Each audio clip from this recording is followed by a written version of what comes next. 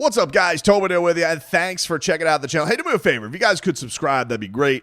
Hit the like button, comment. All good things. All good things. In the words of Super Miami Dolphins fan Olaf, all good things. And the person we're hearing all good things about is second year starting left tackle Patrick Paul. Monster, behemoth. He's a giant. Today, the depth chart comes out. And to no one's surprise, he was listed as the starting left tackle of your Miami Dolphins, alongside Jonah Savainaya on the left side, Aaron Brewer, James Daniels at right guard, and then right tackle Austin Jackson, though he's hurt.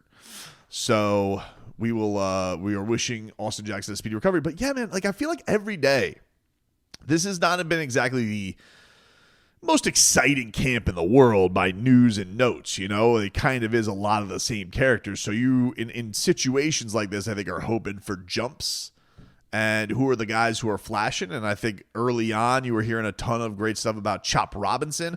But I feel like day in and day out, the most good buzz you're getting is about Patrick Paul. Maybe like Quinn Ewers is taking. We're getting to that point where people are getting a little bored of seeing Tua do his thing. And so I'm getting sold on Quinn Ewers. I'll be the judge of Quinn Ewers when I see him put up Skylar Thompson numbers in the preseason that don't matter, okay? Until then, talk to me later on Quinn Ewers and talk to me later on Zach Wilson, and then we'll see where he's at. And I feel bad for Blaine Gabbert's brother because I feel like he's been cut and released like 9 times, but whatevs, dude. But Patrick Paul, the latest on him was from Jaelan Phillips, who is out here, and he goes, let me tell you something about this Patrick Paul. He's annoying. All right, talks a lot of shit, and everybody's like, "Really, Patrick Paul?" Because I don't feel like you get that from Patrick Paul. Patrick Paul, is one of these guys. I don't know. I hear him speak. I'm like, he's so wise. You know, he almost feels like a gentle giant, and you're almost. I think people wondered in the very scientific term, does he have that dog in him? And it very much appears that there is a giant in there that loves to talk. And as Jaelan Phillips was making it known, he goes, he did it last year too, but this year, back it up a little bit, which made Mike McDaniel happy today. It was very notable that he was like, there is something to being able to show off what you can do with something like that. And for that process and for that place of where it's at, he is in a place where people are going to know, because obviously there's going to be expectations on you. You were kind of drafted as, not kind of, you were drafted as the Teron Armstead heir, and Teron Armstead's been talking you up. The teammates been talking you up. The media's been talking you up. So you probably do need to have like a little bit of, for lack of a better term, ass in you. Because you got to deal with that pressure if it doesn't go well. Because there's going to be times, look, the guy's going to give up sacks, probably. I don't think we're looking at Jonathan Ogden reincarnated here all of a sudden. But this is a very exciting thing. It was like, all right, good. The guy knows that he's going to be dealing with, a level of scrutiny, and I do think that helps you out in this regard. Mike McDaniel said, with this, he says, for Patrick Paul, I think it's much like I'd coach a quarterback where I know he can block people. I talk to him. I use the same example as I have with Tua. And my evaluation is that after the play that I know he doesn't like, and that's something that he's very much focused on, because as you're starting to get confidence and feel like you can block everyone on every play, that's great. But what happens when you don't because you won't? He's really leaning into that, and I think that's the focus of the whole offensive line. I think it fits collectively. He fits within a culture that he's creating. And I think that much of the talk, like Jaelan Phillips is describing, is a thing that may or may not choose to do. The focus has been on the work, his game. So his one-line trash talk probably hasn't evolved as much as his game has, which is what I want, because I want his focus to be on that. But I think is a good nod from the coach that this is maybe part of his personality, but he is hard on himself. He had said he had worked on every friggin' watched every friggin' snap. I don't still buy that he watched every other tackle in the league. That seems like a bit much. But today he was asked about this, and he actually said that on his trash talk, and he said that he grew up, one of his favorite athletes growing up was Conor McGregor. And he said, and I liked his approach to it. He beat people even before he went against them, just purely off getting in their head, which he did do to Jose Aldo, very much so. Even young Dustin Poirier, Chad Mendes, that featherweight run of Conor McGregor was magical. There's a reason why everybody always hopes that they can bottle that up and see what that is. And I think people know, a huge follower of combat sports the way that I am.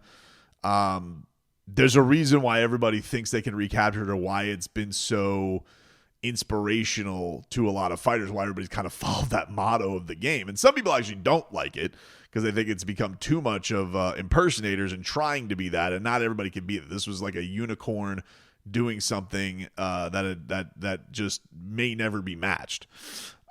Maybe like Ilia Topuria is capturing some of that right now, but he's even getting he's getting described a bit as a poser. And I will say, Conor beat some real dudes on his way up. He beat a young Max Holloway, beat a young Dustin Poirier. Chad Mendes was in his prime. And Jose Aldo was, still very young at the time too, even though he was in the sport forever.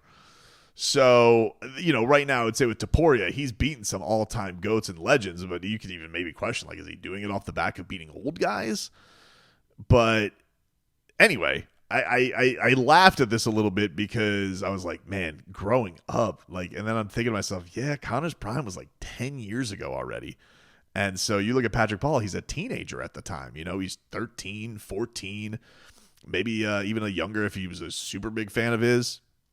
The Floyd fight, he was probably 14, 15. So he says it just depends on the person, depends on the day, and also what they're having, their approach. But it's easy to get under somebody's skin.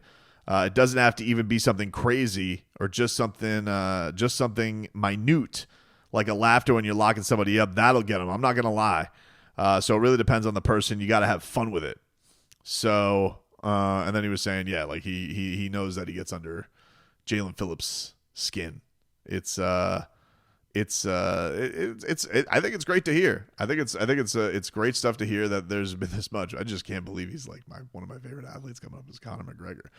And I think that's honestly, if I could just, pop psychology it a little bit, I think it's what makes a lot of people sad about where Conor's out now, because he's all that, and then there's no backing up of the fighting anymore because of injuries, because he's just too old, he's gotten too big, muscly wise. This guy, he didn't used to be as boisterous. He was always a captivating talker.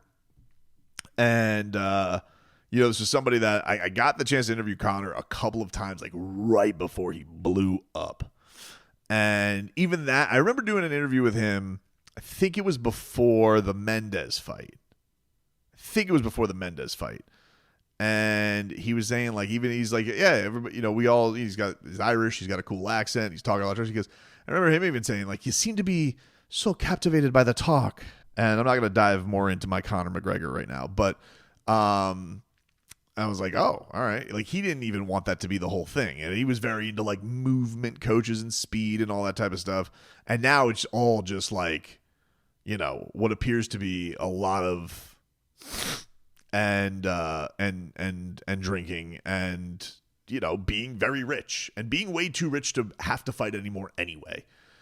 So, but, if you're a teenager watching Conor coming up, listen, sports bars were so back. There was fight people gathering to watch Conor McGregor fights. He's one of those rare guys. He's probably not quite Mike Tyson as far as that captivating, but he is for that sport. You gotta watch it. And man, Leroy and I went to go watch. We were on Radio Row for him versus Floyd Mayweather. And we're just what is this? How did this get he talked that into existence. It was really, really crazy. So wild stuff. Listen, Floyd dealt with him very, very easily outside of maybe a little snuff uppercut in the first round. But, for Patrick Paul to say he's relating himself to being the tackles version of Conor McGregor, I got to tell you, I'm pretty intrigued by that. I find that to be, I find this that it may be that the Dolphins left tackle is turning into the most interesting man in the world. So just be known on that, because he I don't know. There's something about this guy. There's something about that captivates me. And then Tua, like wasn't it last year? I think he said that. He said he wanted to be the president of Nigeria after his career ends because he was inspired by his grandfather, who was like a military leader or something like that, or was his father president of Nigeria's grandfather? Like he had a relative. Either way, I don't want to spit too much with it, but I do remember that. Like this is a very captivating individual on top of just being hopefully a giant mauler. And Tua threw out today some stuff on Patrick Paul, where he was asked about the offensive line, and he was talking about the idea of how these guys are going and where the offensive line is, and I was like, he said the description he would give them is that they've been doing a phenomenal job to this point. Like he had critiques and he had some pointers, but he finished it off saying, I think they've done a phenomenal job. And I was kind of like, please, football gods, if you're out there, if you hear me, please have a phenomenal offensive line. Get Austin Jackson healthy.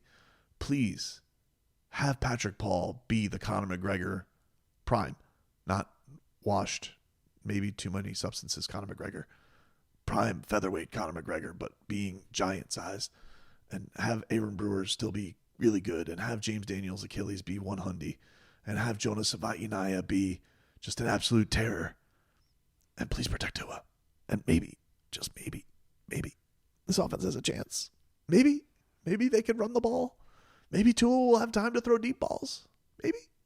Too much to ask, please. Okay, that's my message for today.